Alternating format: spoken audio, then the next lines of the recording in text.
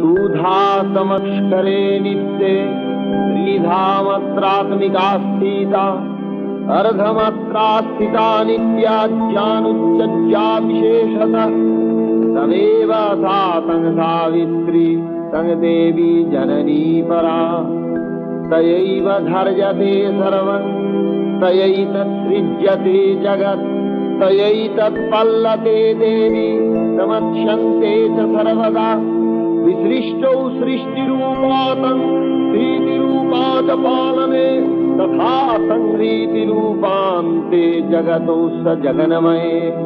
महाविद्या महामाया महामेधा महास्मृति महामहा च भवती महादेवी महासुरी प्रकृतिस्तञ्च सर्वस्व गुणत्रय विभाविनी कालरात्रिर्महा